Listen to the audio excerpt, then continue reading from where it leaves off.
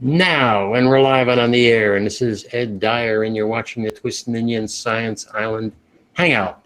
Joining me tonight is Canadian Minion Dale. How are you doing, Dale? I am terrific. Long time no see, Ed. Yeah, it's going to be fun. And you're doing a lot of search and rescue work. You're training people how to do search and rescue work. Okay, I'm going to put you on the spot. First and most important thing, I get lost in the woods. I got brain deficiencies. What do? What do you do if you're lost? Well, I guess the first thing you do is before you go out, you need to be as prepared as possible, and you have to bring some of the essentials with you, and you have to tell somebody where you're going so that if you do get lost and you don't report back, that they can find you, or search and rescue could find you. Those sorts of things. Always carry a little bit of water with you. Carry something that if you do have to overnight, just a few simple things, a little emergency blanket, a little silver blanket, something reflective is good. Learn how to use a compass. You know, it's a nice little hobby. Little classes you can take. Most search and rescue groups are happy to sit down and show you how to do a little bit of orienteering. But if you're not into that, GPSs are fairly simple these days and can help you out. So all sorts of things to do that the average person can pick up so that you don't run into trouble. Yeah, I remember I've seen some of the survival shows, not the pretend ones, but the guys who actually know what the heck they're doing. And one of the things they say, if you get lost in the woods, don't go running around like crazy. You're just going to get more lost. Yeah, just be calm and stay, and hopefully somebody will find you. So, okay, now my first story, we're talking about survival, and we're talking about longevity. We got an amazing creature, and I'm going to do the screen share thing so you don't have to look at the top of my head.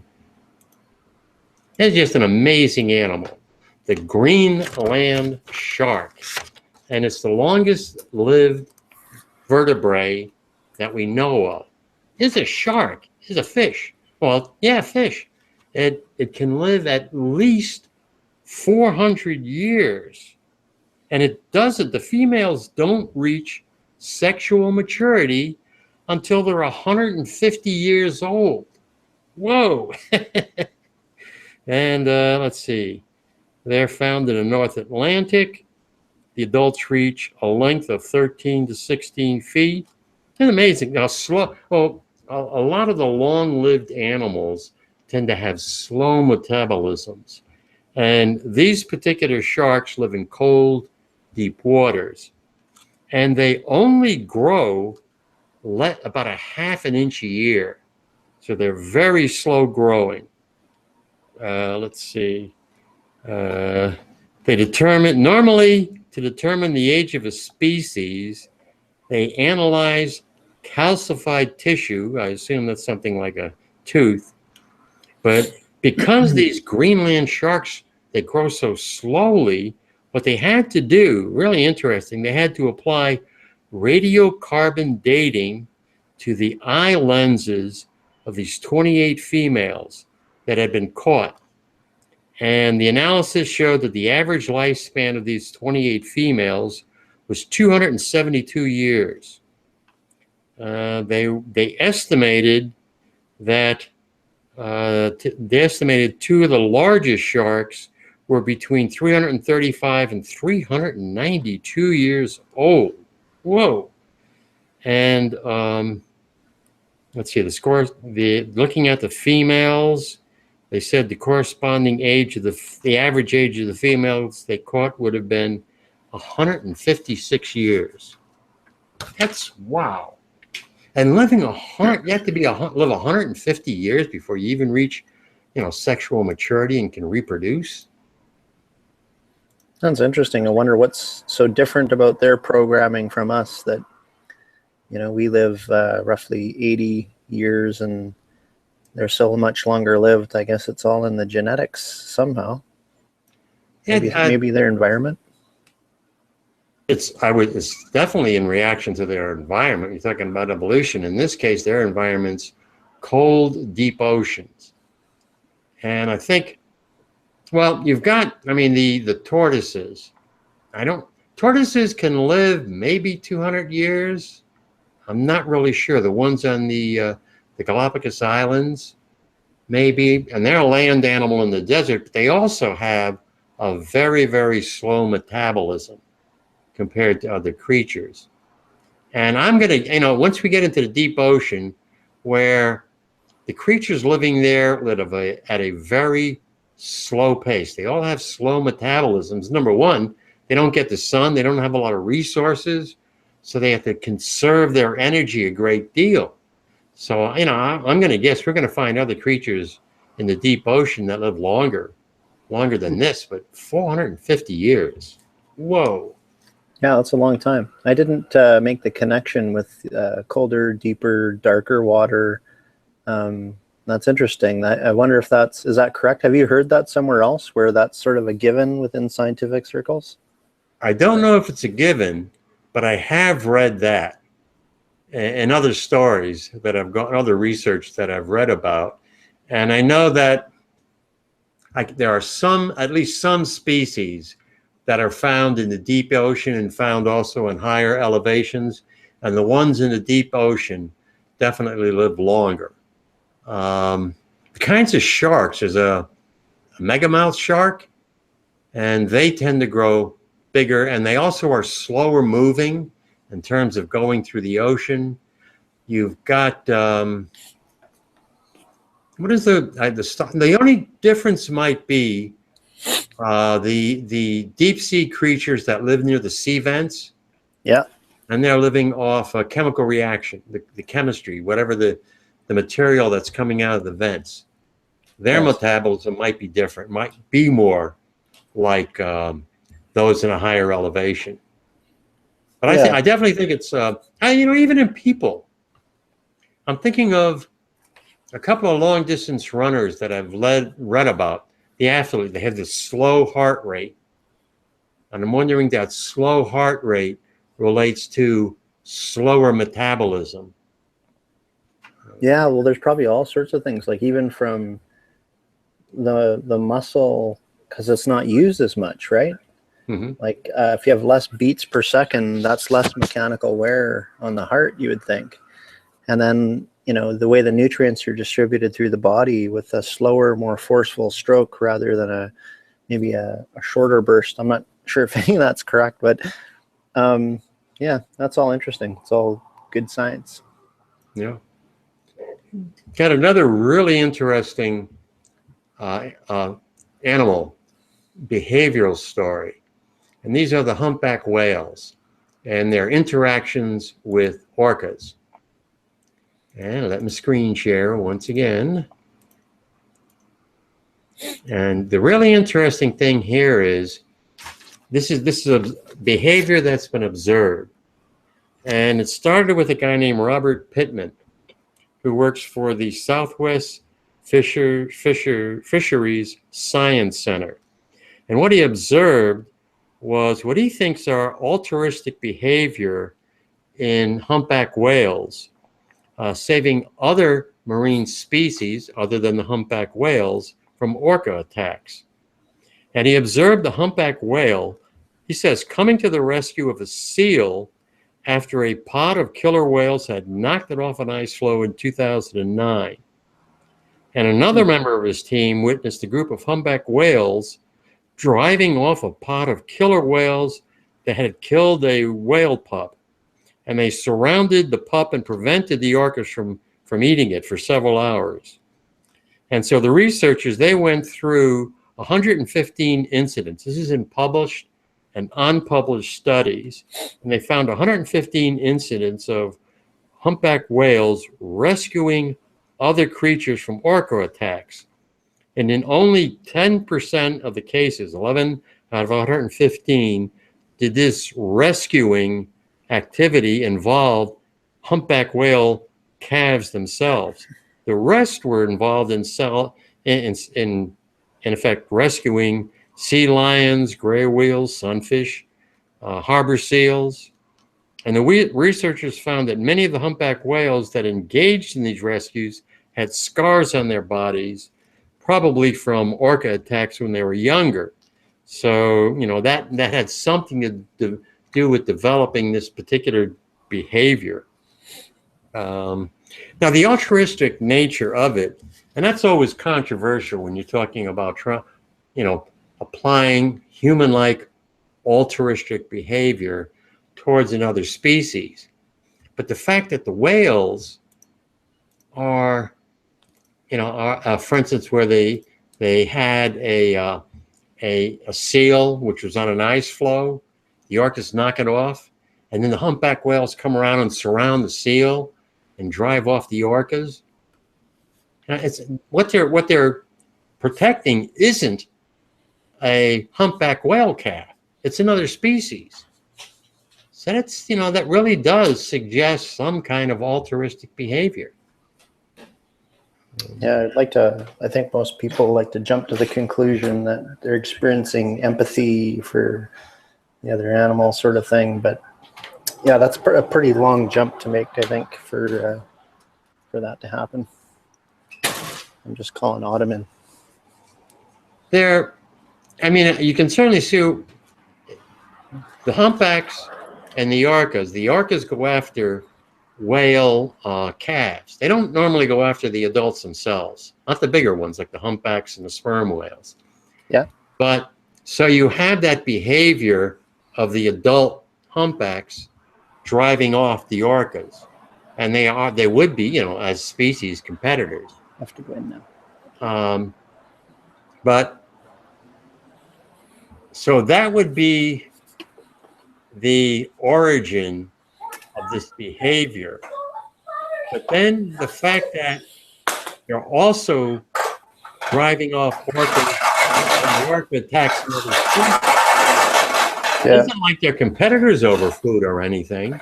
It's the fact that they're, you know, surrounding the seals and things, and sunfish and other animals.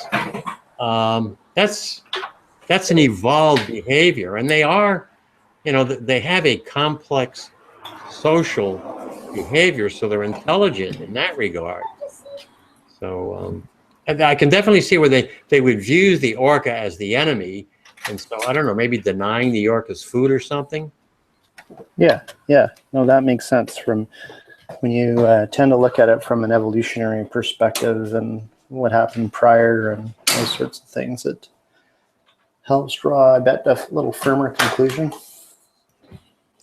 Yeah, and it's got to be hard too. I don't know how you study something. Yeah, how you can. I don't even know how you come up with an experiment, because you're talking about the ocean. You're talking about 30 to 50 foot animals. So I don't know how in the world you could set up a control. How you even do the experiment? Maybe when we can talk to the whales. Can you put? Maybe that we can ask them. Just 1 second, Ed.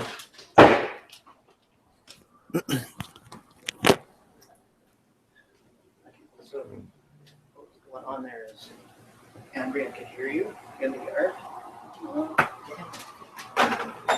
So can you watch TV now?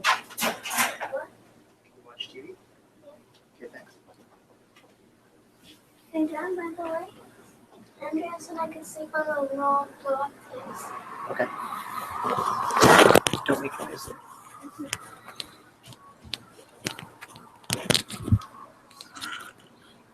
Sorry about that. It's okay. Our friend Mike Jobin has arrived in the chat area.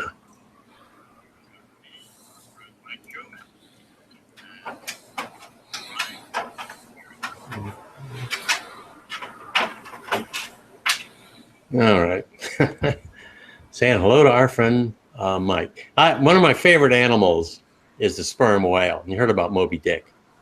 Yeah. And the humpbacks don't have big teeth or anything. They're mostly filter feeders. Really interesting. They only feed during, I think it's one period of time up around, you know, the northern ocean parts on krill and smaller fish. But then they move further south and they don't eat. They, you know, for like an entire season. The females give birth to calves and then they move north. So they got so they don't have teeth to attack, but they're big. But sperm whales do have big teeth.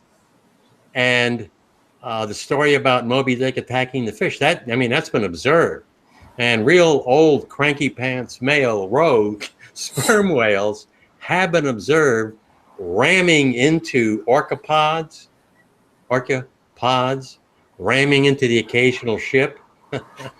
Wow. Just monsters, eh? Oh yeah, they're. I think they may be the largest carnivore that has ever lived, including dinosaurs. I know they got this huge mouth. So you don't want to mess around with the sperm whale. Yeah, they sound like real predators. They feed mostly, I think almost exclusively, they dive deep, and they feed on the big squid, the kraken, whatever you call them, the big squid, giant squid.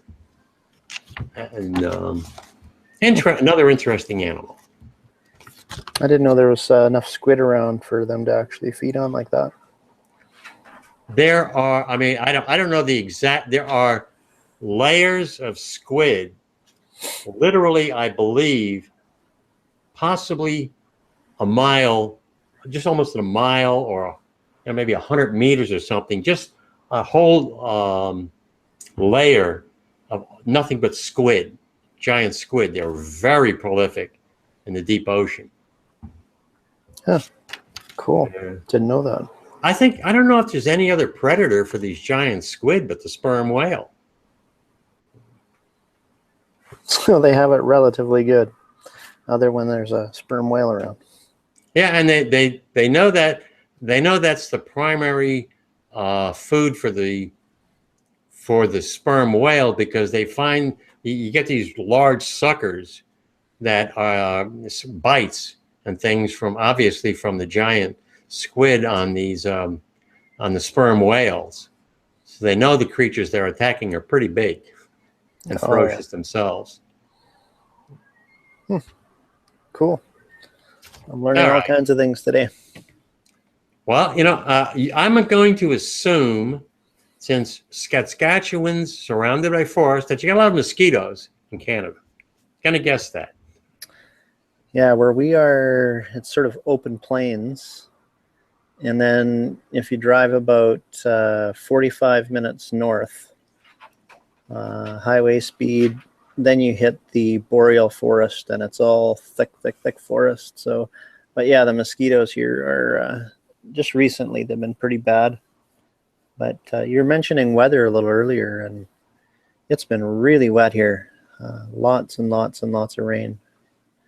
But yet, I have friends in the Toronto area. They said it's just terrible. It's heat. It's very hot and almost no rain. So kind of strange. How was your winter? Because the winters here were very mild. Yeah, super mild. So isn't it good that you get your rain and your moisture during the summer and not during the winter? Yeah.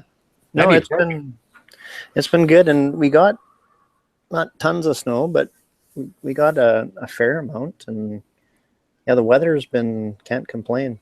The only thing we can complain about is the mosquitoes. Well, this particular study, and they were looking at birds, and what they found was that birds that are stressed out and are producing stress hormones are the ones that get attacked the most by mosquitoes. Let's see. According to the researchers, mosquitoes use a variety of clues to locate a target, including carbon dioxide output, body size, and temperature. And the researchers are guessing these signals come from bird could convey information about stress hormones.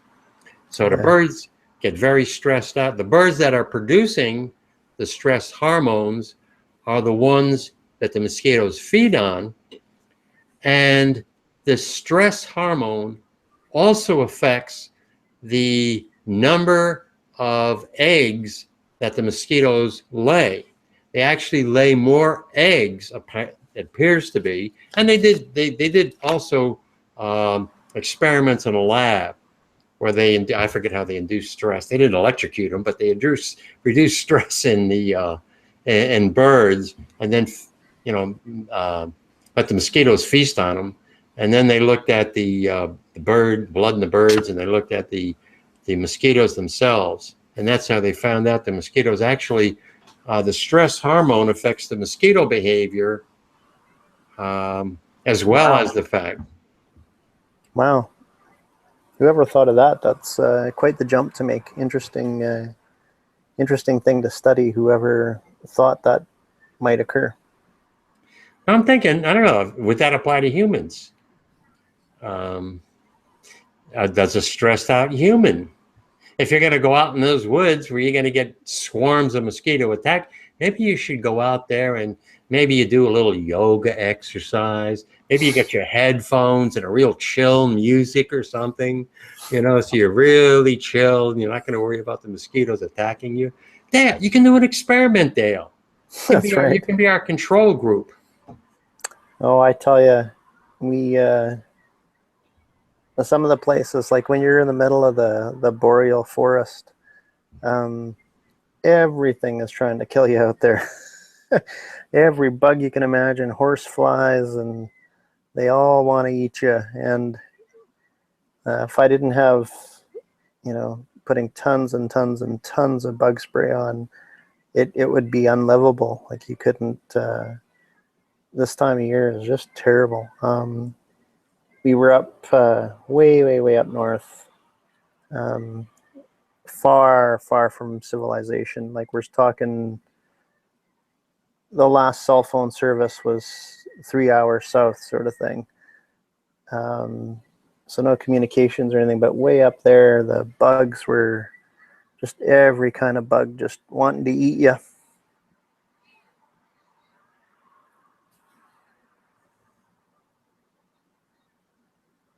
I lost your... Oh, there, your voice is back.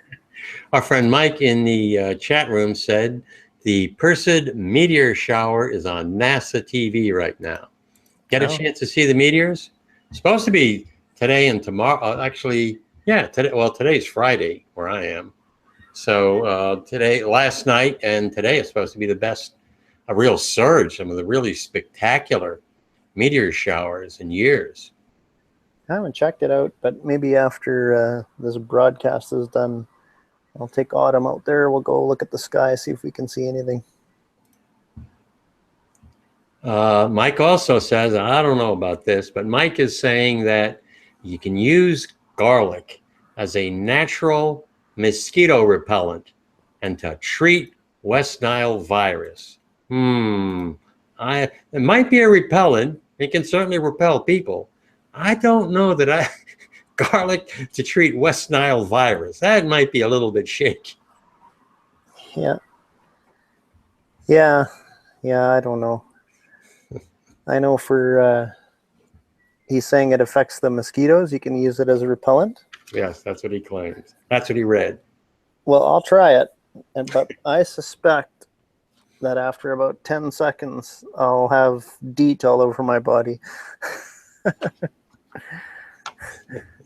But I can do a quick test and find out if that's true. You see, you got to make sure it's organic garlic.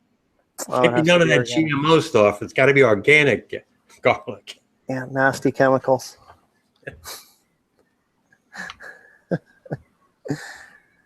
Okay. Yeah. Now we're going to talk about another very inhospitable place, Venus. Hopefully you won't have to go any rescue missions to Venus just yet. But unlikely. There's some, this is actually NASA. And because of the way the story sounds, I wasn't even going to include it in the lineup, but it is from NASA.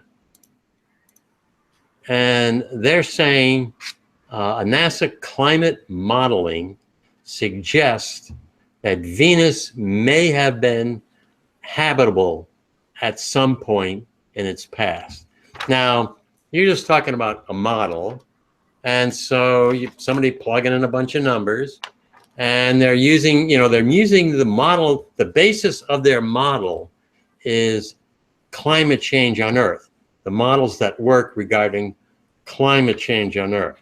So they're really, I don't know how much I don't even know if this is a theory, because you can't say there's any scientific validation to it, but it's kind of interesting. So I'll read it.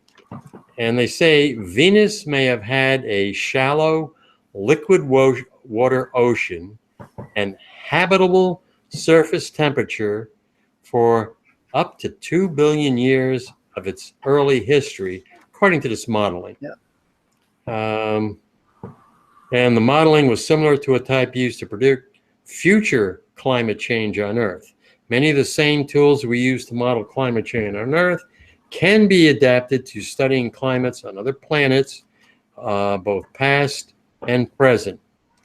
And the results show that ancient Venus may have been a very different place than it is today. Now that I can believe. And today, it's got crushing carbon dioxide, atmosphere 90 times as thick as Earth, no water vapor, and temperatures up to 864 degrees, 460 degrees Celsius. Previous studies have shown, this is interesting. Previous studies have shown that how fast a planet spins on its axis affects whether it has a habitable climate. A day on Venus is 117 Earth days, and until recently, it was assumed that a thick atmosphere like that on modern Venus was required for the planet to have today's slower rotation. However, new research has shown that a thin atmosphere like that on modern Earth could produce the same results. This next sentence, I don't know. This means an ancient Venus with an Earth-like atmosphere could have had the same rotation as it had today. Could have. Another factor that impacts a planet's climate is topography. And so the team postulated ancient Venus had more dry land overall than Earth, especially in the tropics. That limits the amount of water evaporation from the oceans, and as a result, the greenhouse effect by water vapor. This type of surface appears ideal, they say. It's ideal for making a planet habitable. There seems to have been enough water to support, to support abundant life. Okay, that's as far as I'm going to go. It's interesting, all these different modeling, and how I can see how you can use that modeling algorithm on Earth, and if it can, you got to be able, you do it today, and it says the prediction is this is how the Earth's climate is going to be in 10, 20 years, and it turns out to be accurate. Or maybe you can, I don't know how you can go back in time on it, but it's obviously a leap to extrapolate that to Venus. So interesting. It's interesting how they went about it and came up to their conclusions. I think the possibility of even ancient life on Earth, I don't think this dramatically increases the possibility of life on Venus. Yeah, I wonder if there isn't some cognitive bias there where you so badly want there to be an ancient civilization that existed next door to us. It'd be really neat if that was true, and 100 years from now we sent archaeologists to dig them up. That would be really cool. But I think there's somewhat, it's hard not to be biased, to want these things to be true, and I wonder if they're cherry picking some of the numbers a little bit, and maybe the model is still pretty weak, maybe. Yeah, I wouldn't even have reported this story except it's from NASA. So I guess the good people at NASA are also making they could be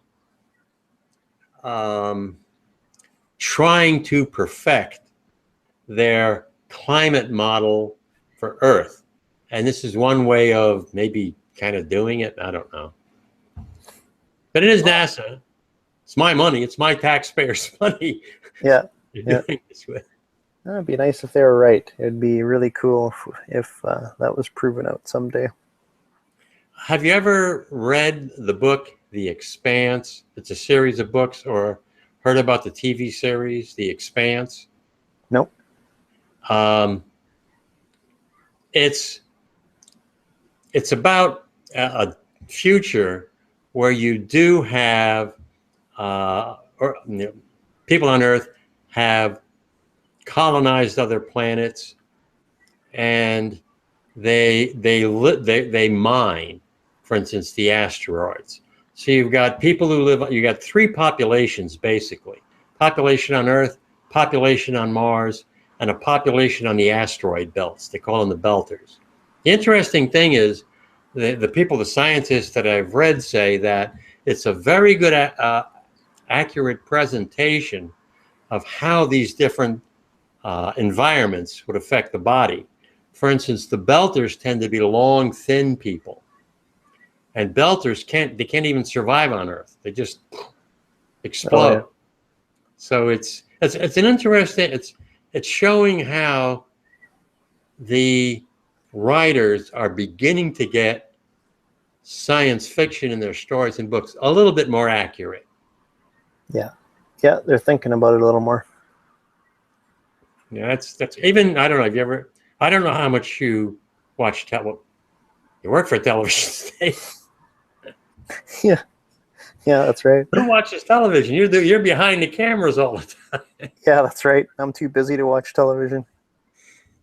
There's another same thing, Mr. Robot, and the central character is a computer hacker. And once again, the technology people are saying how really accurate the hacks they're doing are. Very, very accurate. So let's see what our friend gonna visit the chat room. Well, Mike is saying that it works for him, and he's saying the bugs don't get me so much. So I don't know. Maybe Mike's been using. Maybe he's been using the garlic. I don't know. Mike. So you haven't exactly sold me on it, but hey, it works for Mike. It works for one guy. We have a control group. All right. Well, I'm into trying anything. All right. If it works, let's bottle it and sell it. My next story is my favorite piece of technology, nanotechnology.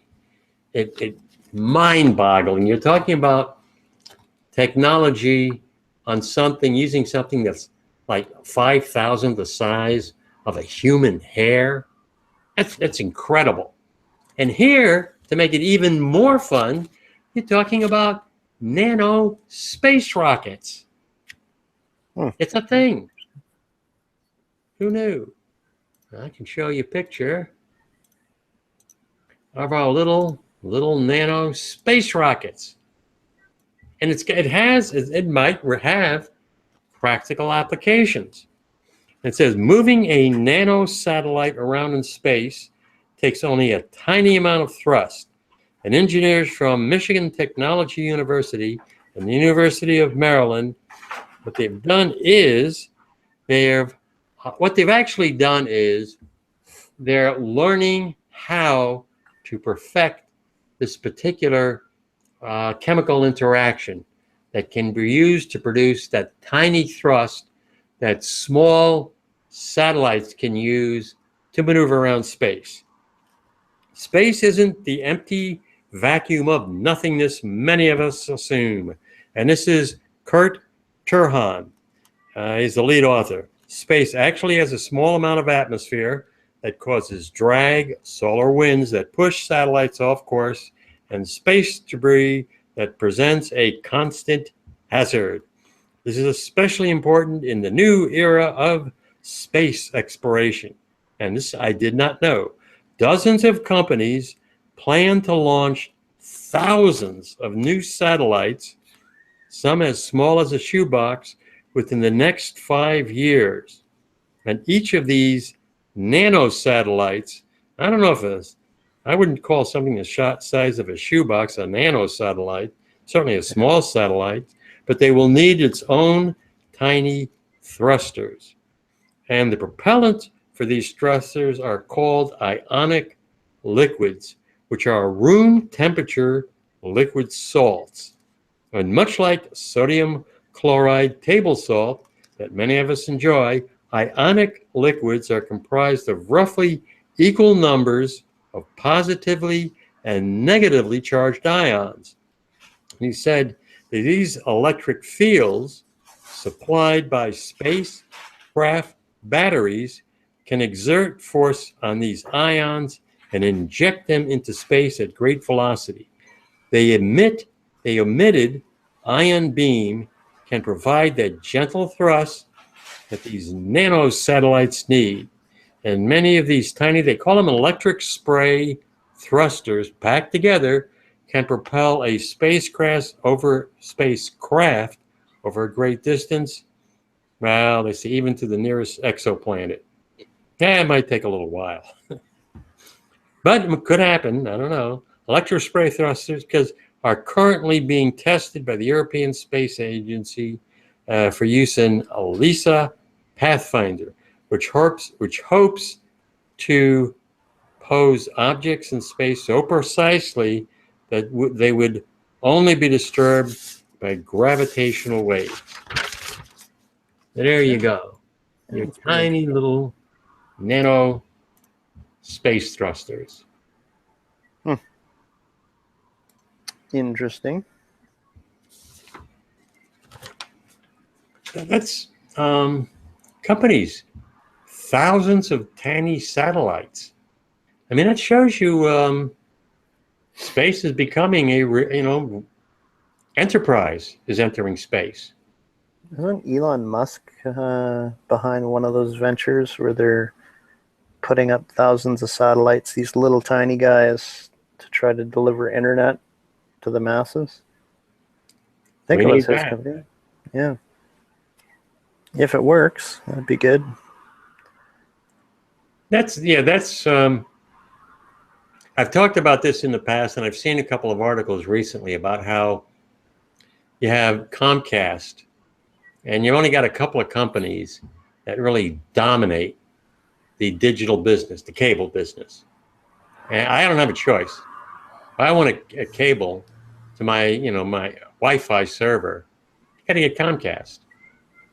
And we all need, what you really need is, we all need maybe that what do you call it, like the Wi-Fi hotspot or something, so that everybody, if we had something like that in the home. So because like with Comcast, it's a monopoly, in effect a monopoly, and if you're in a place, you're out in the country someplace, a poor neighborhood, not really profitable for Comcast to put their cables and things in there, they don't do it.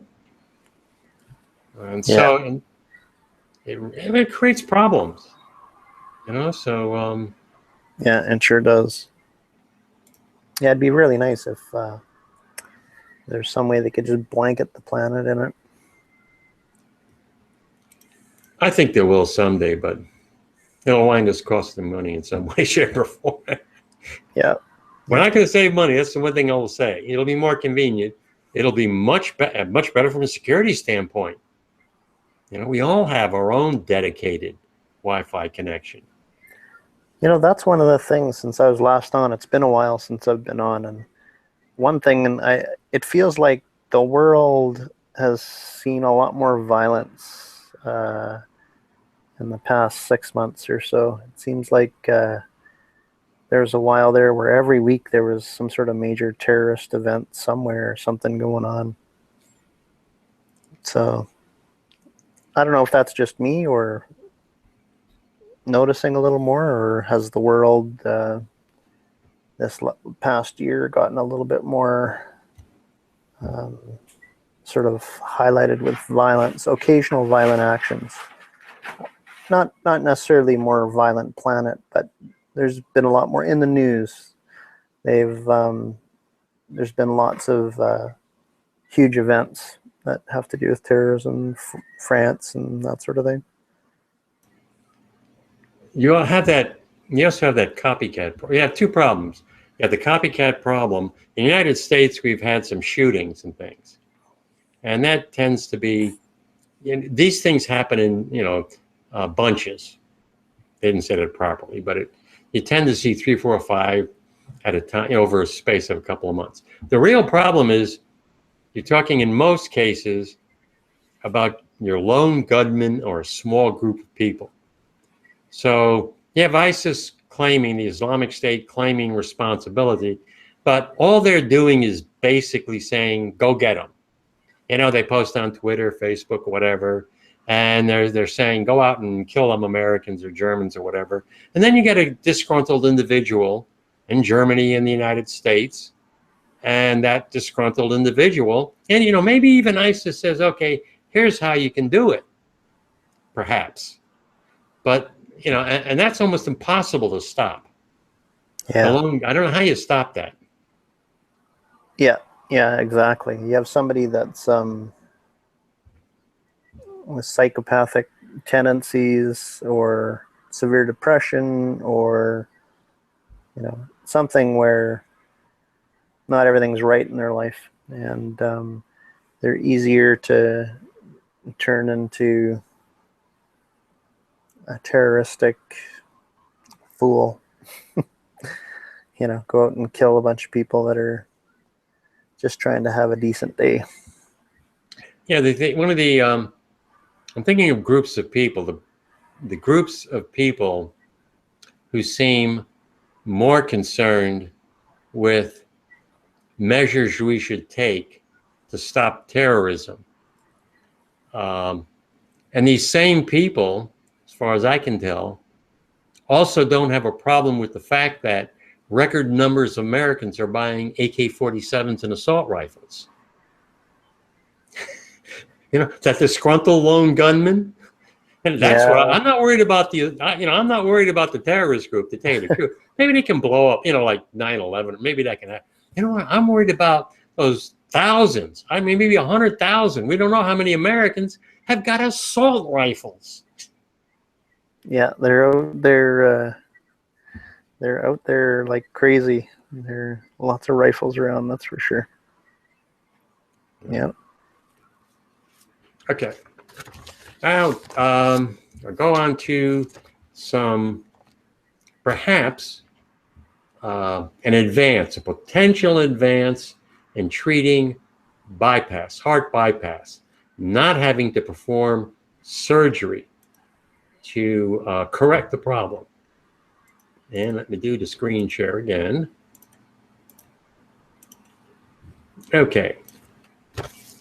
And it's coronary heart disease, the #1 killer worldwide, restricts, ultimate blocks blood vessels, cuts off oxygen supply to the heart. And actually that is, and I've read this in a couple of different studies, the #1 reason women live longer than men is because more men get heart attacks and die. So, for the Y chromosome, we need this, heart medications. Now, the researchers say there's a treatment involving a protein, AGGF1, which promotes angiogenesis, which is the growth of new blood vessels, can successfully treat acute heart attacks, of course, in mice. The therapeutic benefits depend on autophagy, a normal breakdown process that removes cellular structures that are damaged and no longer needed and recycle their molecular components. Cleveland Clinic is doing the research along with another group in China. Now, the blood vessels are formed by endothelial cells, And the researchers initially examined the effects of this protein, AGGF1, on human endothelial cells. And one of the earliest responses they found is an induction of autophagy. Autophagy was detected by molecular markers as well as characteristic changes to the cellular morphology. When the researchers looked at the hearts of mice treated with this protein, they found that not just endothelial cells, but also other types of cells in the heart responded with autophagy. To examine the connection, it's interesting how they did it between this protein induction of both autophagy and angiogenesis. And you can correct me when I get finished here with some of these words.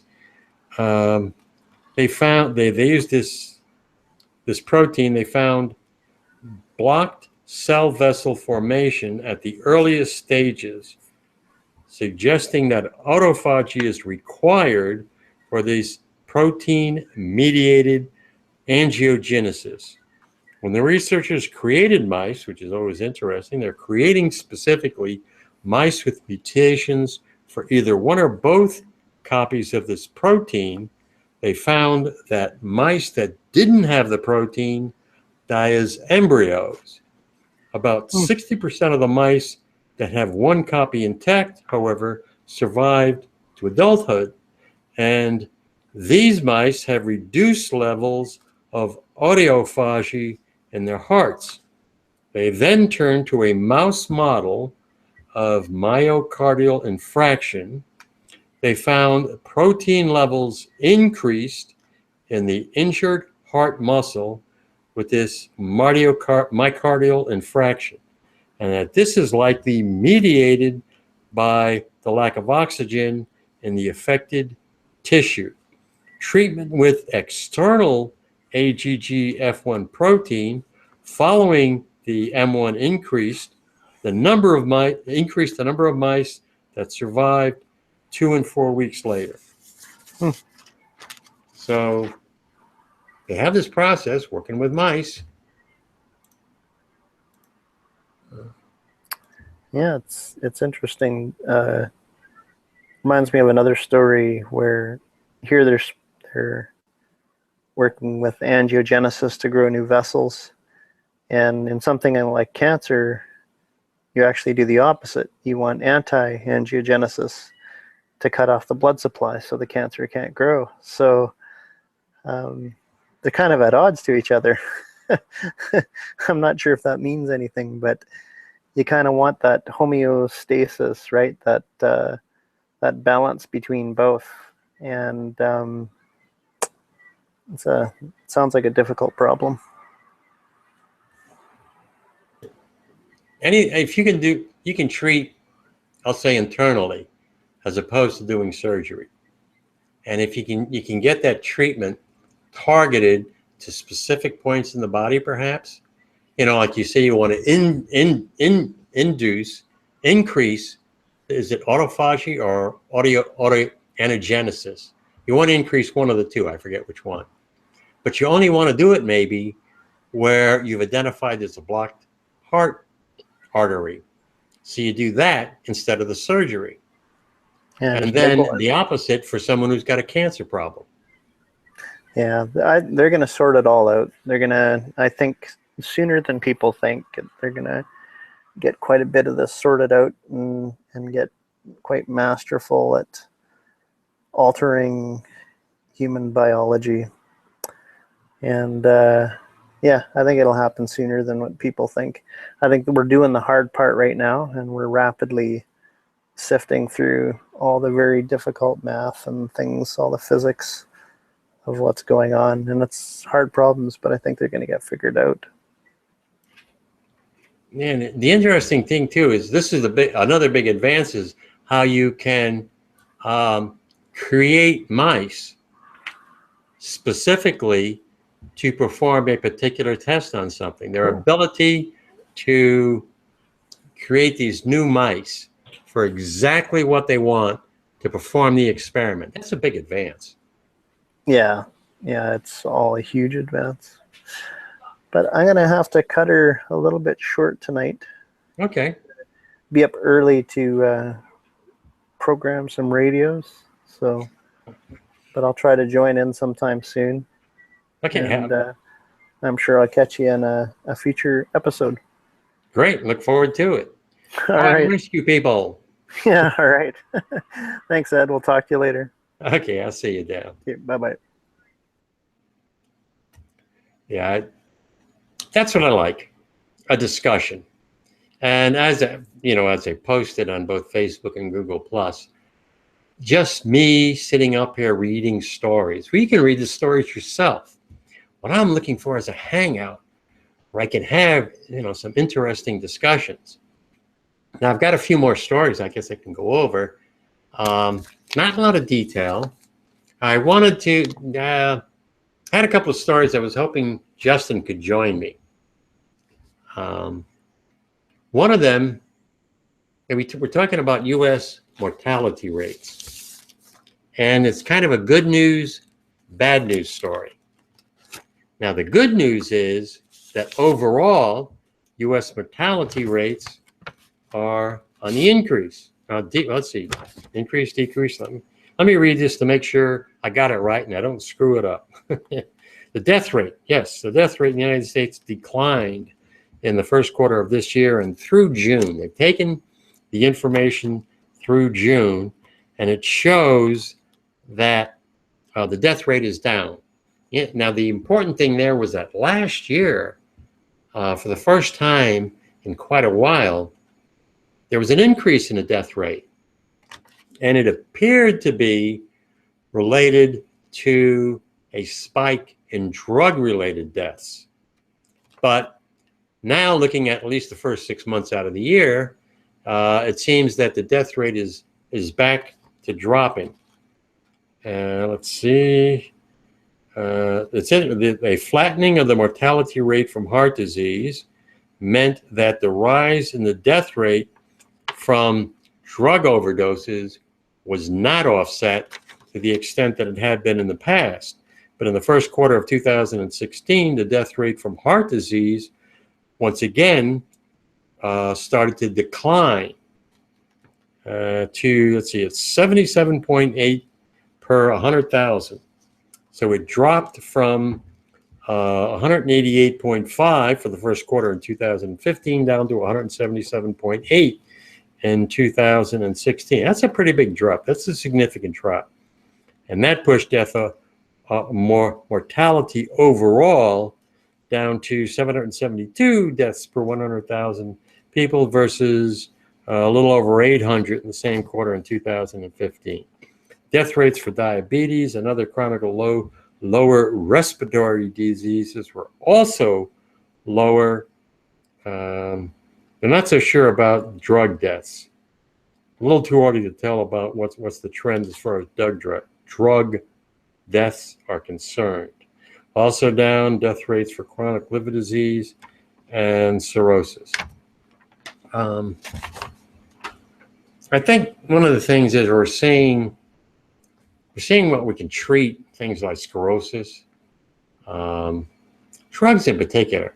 I mean, that's a social problem. If we can attack that's a tough one. We're making tremendous progress in terms of treating physical illnesses, but I don't know if it's mental illness or the social diseases, having a hard time by that spike, that trend upward in drug deaths. Now, that is the good news. The bad news, on the other hand, is you're talking about in the United States, maternal mortality rates. And I'll try to screen share that once again so you don't have to look at the top of my head.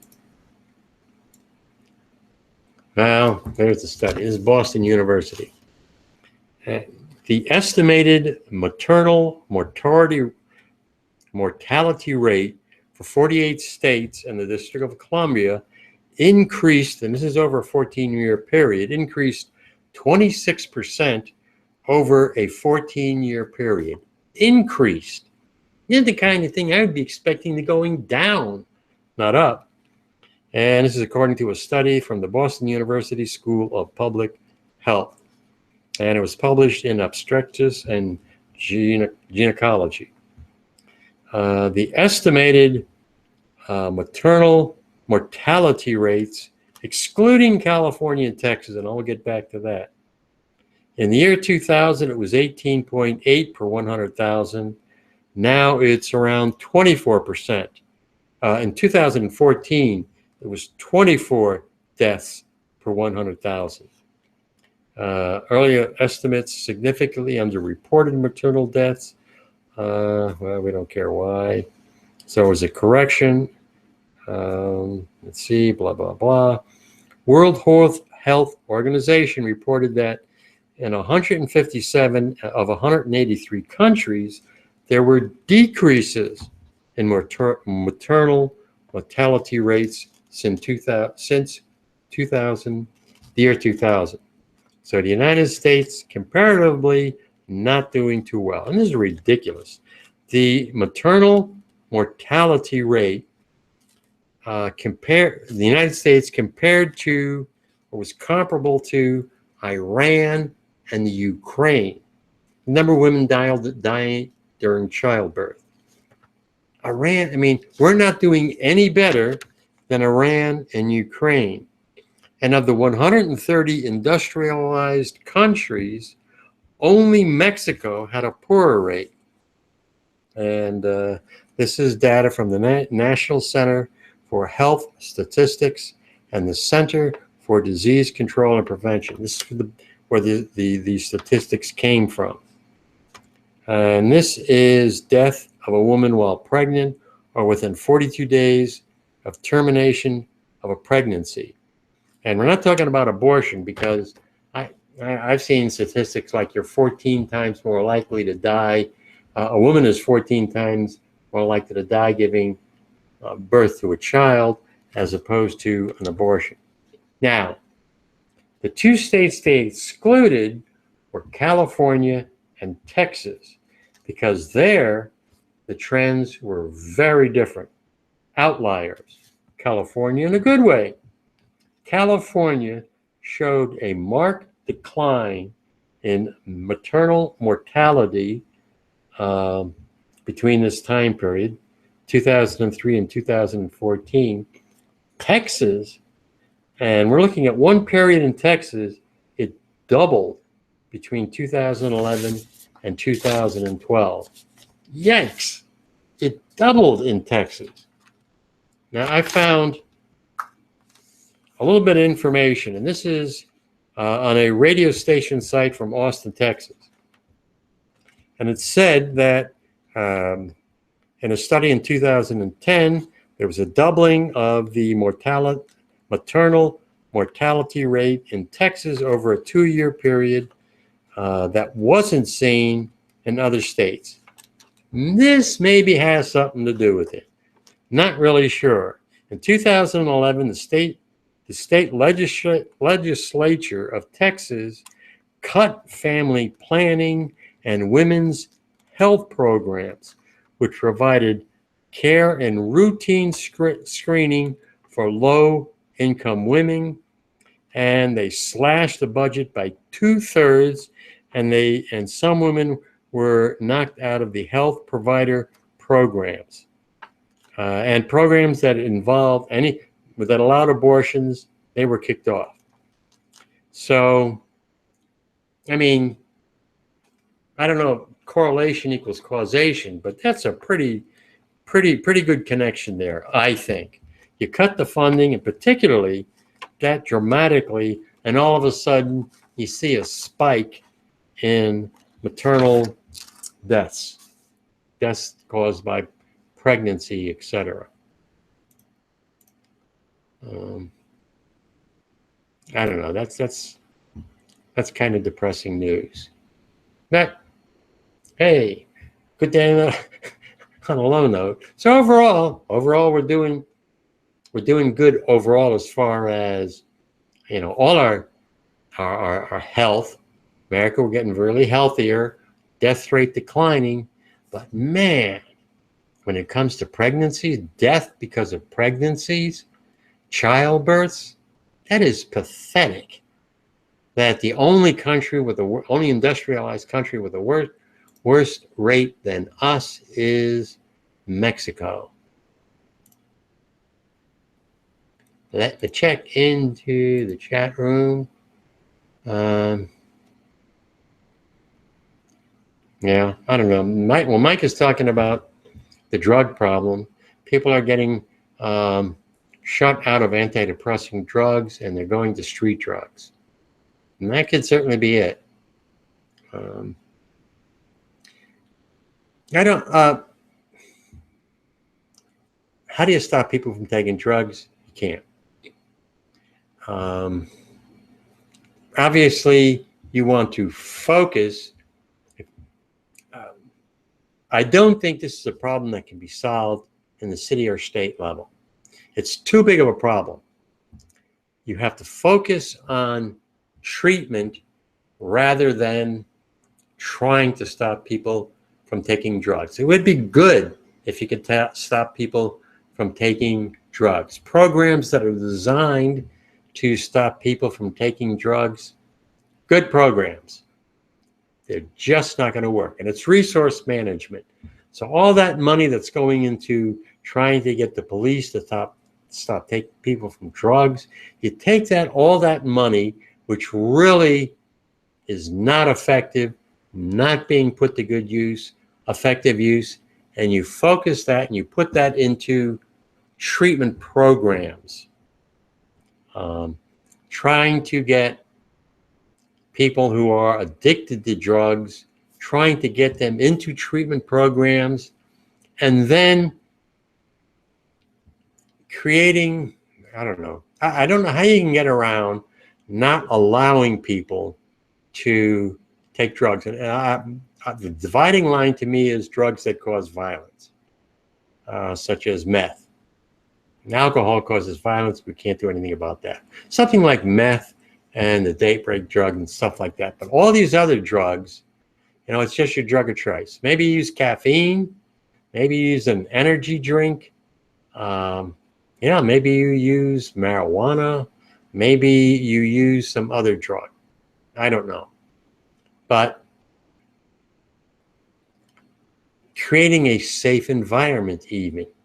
Maybe even creating an environment where the person getting the drugs can be sure that the quality of the drug is better. So maybe even have government involved here. Maybe even you take a crack house and you convert it into a government-controlled drug dispensing place, controlled by the government, maybe even tax it. I don't know. But there you can be ensured that it's a safe environment for the drug addict who can't stop taking drugs. You can ensure the quality of the drug itself is better so the person's not going to die. And Mike says there's empirical data that shows that what he's talking about, people getting off antidepressants, they go to a street gang. Yes. Yeah, that's absolutely what I'm talking about. Except the fact that you can't stop people from getting drugs and provide a safe environment where they can get a drug that's not going to kill them, and also make the focus on these people, getting them into treatment programs, going into schools and talking about, you know, the dangers of drugs and that sort of stuff. Putting your resources there instead of trying to get people to stop taking drugs. That's just not working. Just not working at all. Okay, another minor rant. My cranky old man rant. The Olympics, and there are some really great stories coming out of the Olympics. Amateur athletics. people who, you know, put a tremendous amount of effort and make sacrifices so they can, you know, they can compete at the highest level, whatever it might be, you know, the more obscure sports, the less popular sports, and they're sitting on the podium. That's great. It's great to read the stories about people making sacrifices to get into the Olympics. But man, the Olympics have evolved into a commercial event. Obviously, you've got one television station, NBC, controls complete access to it. I don't know, they don't want even people putting in the hashtag. It's really stupid. It's ridiculous, the amount of control ABC is trying to exercise over the Olympics. The next thing that's happening is you have in Brazil, a poor country, and the resources that Brazil is spending on the Olympics, they're never going to get the money back. And those resources would be better spent on the crushing poverty that you have in Brazil just outside the sport venues. And another thing was the idea of the Olympics. People from the athletes around the world getting together in the village, you know, getting and living together. But the United States basketball program, this is the United States Olympic basketball participants, men's and women's teams, they're not living in no village. They're actually living in a luxury ship, a luxury liner. And I'm going to screen share very briefly so you can see just what I'm talking about. This is in Time Mag. There you go. You're not getting NBA athletes, even men, you know, women professional athletes. They're not in some stupid village or in some stupid hotel. They're in the Silver Cloud ocean liner. I mean, come on. I mean, this is ridiculous. And they claim it's because these NBA people, they're going to be harassed, blah, blah, blah. But you know, you got NBA people in the NBA and in the Women's Basketball Association outside who come from outside the United States. They're competing. They're in the Olympic Village. So, I mean, they got to completely change the Olympics. Obviously, got to get rid of the corruption, make it more accessible for people around the world, not just one station. And I mean, kind of favor maybe having it in just one place. So you're not having countries that really can't afford. It's a vanity. We had the Olympics. Wahoo. I don't know. This Olympics, more than any other Olympics, is showing off the problems with making something based on profitability. And that's really got to change. And I'm not going to say any more on the subjects. Focus on the good news we talked about today. High five on the good news. And I am going to end the Hangout. Next week, I'm hoping Pamela can be here. Maybe even Justin can join in so that we can get into more interesting discussions. And I love having Dale around, but he's got, you know, basically 2 full-time jobs. So thank him very much for showing up. Wouldn't have had a Hangout without him. And I look forward to seeing you guys next week. So I'm going to sign off. Going to stop the broadcast.